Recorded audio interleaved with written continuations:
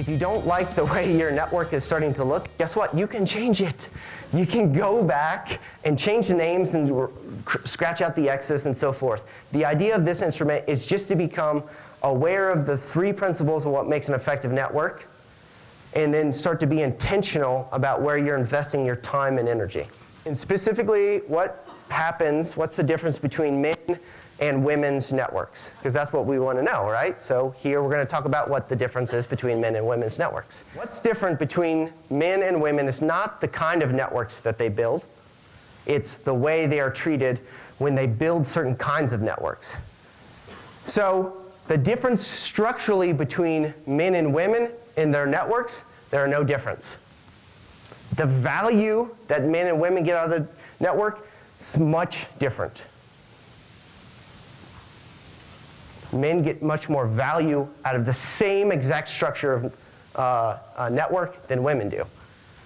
So why the heck is that happening? If you build the exact same types of networks, why is one network more valuable than another? A couple traps that people tend to fall into. And there are 2 things. One is called the buffer effect, and 2 is the mentoring myth. That women have to be both competent and warm in order to get legitimacy inside organizations. It's not enough to just be competent. And by the way, when you have a good network, there's some research done that says people automatically perceive you as being competent, but you're perceived as being less warm. When you have a good network, people automatically perceive you as being competent, but they perceive you as less warm. So people with a good network, open and diverse, you have to work twice as hard to appear to be warm,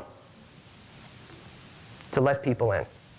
This is one of the biggest traps that we find female executives in their network. They don't let warmth, or they don't let people in. Or it's perceived warmth. It's not that they're not warm, it's perceived warmth. Here's the second one, and so there's nobody inside. One is the mentoring myth. Now, if you haven't heard this research, it's great research. It's been out for about 5 years. There's a book out there now about it. Mentorship at any level, sponsorship at the top only. Senior managers with influence. Mentorship's about providing emotional support, feedback, advice. Let me see your presentation. I'll see how you do. Great, I'll give you some pointers. Are you going to help me get access to the right people to give it to? No, that's not my job. I'm mentoring you. Okay. Mentoring is about learn to navigate corporate politics. Sponsorship is about giving you access to challenging assignments. Mentoring is about striving to increase the sense of competence and self-worth. It's about protecting the protege from negative publicity. Really, if you have a sponsor, they're fighting to move up in your career, giving you new experiences, putting you in risky situations where you have to succeed or fail. So the question for you, as you look at yours, is, do you have a sponsor? And who are you sponsoring? I'll go back to Kathy. So let's look at Kathy's network. So here's what happened in this organization. They're going through this big platform transformation. The CIO, she worked in the CIO's office, and about halfway through the project, the CIO reorganized the organization to fit with better strategy, and she was reorganized out of her job. She was taken out of the CIO's office, directly reporting to the CIO, and moved into the technology kind of supporting group. And she goes, how the heck did that happen? So we had a conversation, and we looked. Said, who are your mentors? She goes, that guy, by the way, WG, is the CIO. She considered him a mentor, right? And she had 3 mentors. And I said, okay, who are your sponsors? People who advocate for your career. She didn't have any. In fact, what she thought was sponsoring was in fact mentoring. And so she conflated the difference.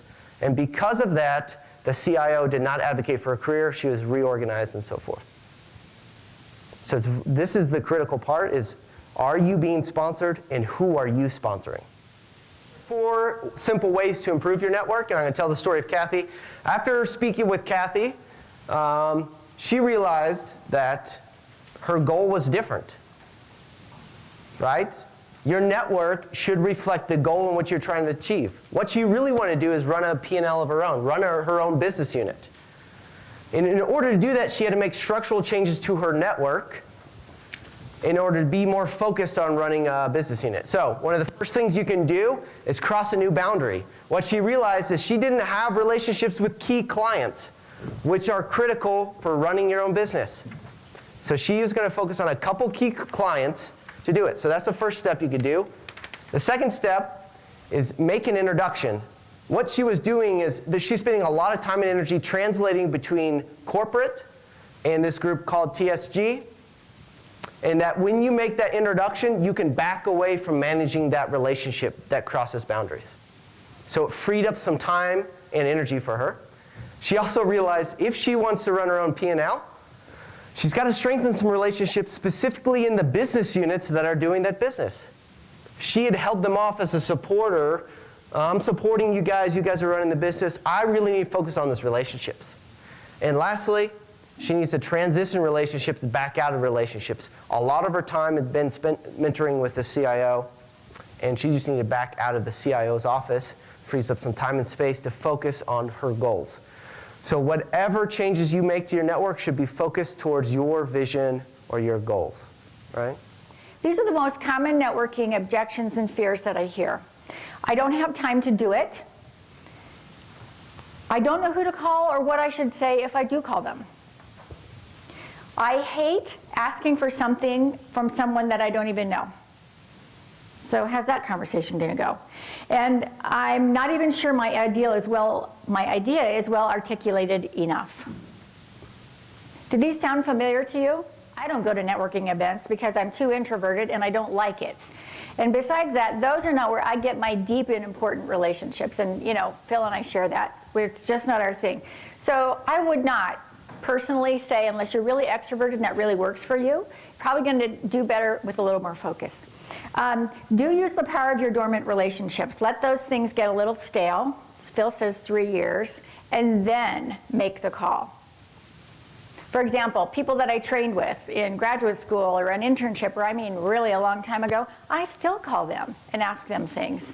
And they always, they have such a great historical perspective as well as whatever's happening in their industry right now.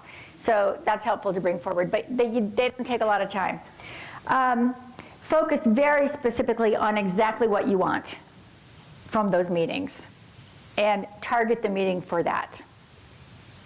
So you're not just trying to meet more people. You're trying to meet effective people who can help you move your goals forward, probably mutually is my guess. And then prioritize and delegate at work, to free up professional development time for yourself. This is so important. You saw the important impact on your career of doing this. So make it a priority. So spend your time wisely. I don't know who to call. So if you look in your network map, does anybody come to mind in there that you would like to know better? Or you would like to move in to your world? Or maybe as you look around the room today, or you think about who's at work, or you think about who's in your industry, professional organization, you say, I'd kind of like to get to know her better. That's who you target with your goals in mind and the kind of information that you would like to share 2 ways with the other person. So who's in a sector that you want to move? Let's say I want to work in healthcare. And I think, let's see, I knew 4 people in that world. How well do I know them? What would I want from them? So you really are sort of interviewing yourself about what you want before you need to decide who you're going to call. Think about if that person is a mentor, a sponsor, or a peer, or a colleague. And again, what's the structure of the relationship that will work the best for you?